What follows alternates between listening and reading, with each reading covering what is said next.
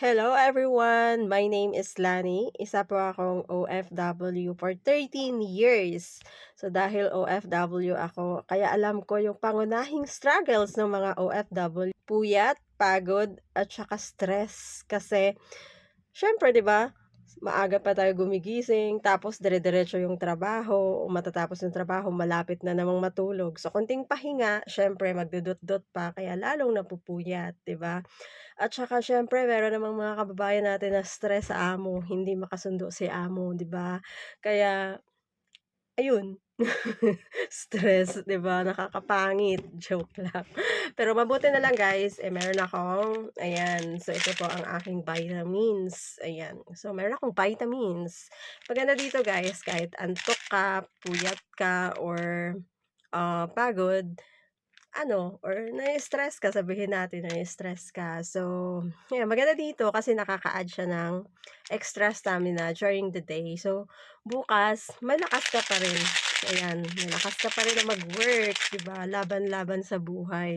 Kaya ito guys, kung gusto niyo i-try niyo rin siyempre bilang mga katulad nating mga OFW, kailangan din nating alagaan yung sarili natin kasi siyempre tayo yung nagpo-provide para sa ating mga pamilya, 'di ba? So, tayo po ay nagtatrabaho. So, kung hindi po tayo healthy, hindi po tayo makapagtrabaho, 'di ba? So, ito guys, gusto makita. So, ito yung laman ng blue. Ito po ay vitamins at saka minerals. Ayan, bubuksan ko na yung isa mamaya. Ayan. So, 'di ba? So, matagal 'to maubos guys. 3 months and 20 days. Kaya siya. Ayan, marami yung laman niya. Merong mga iba nating kababayan, nagugutom dahil kulang ang pagkain sa bahay ni amo, kaya yung iba bumibili na lang ng pagkain nila 'pag day off nila, 'di ba? And then siyempre walang oras kasi ang haba ng trabaho, maliit yung bahay or ano man ba yung ginagawa mo. Pero bakit walang katapusan yung trabaho, 'di ba? Dire-diretso trabaho, trabaho, 'di ba?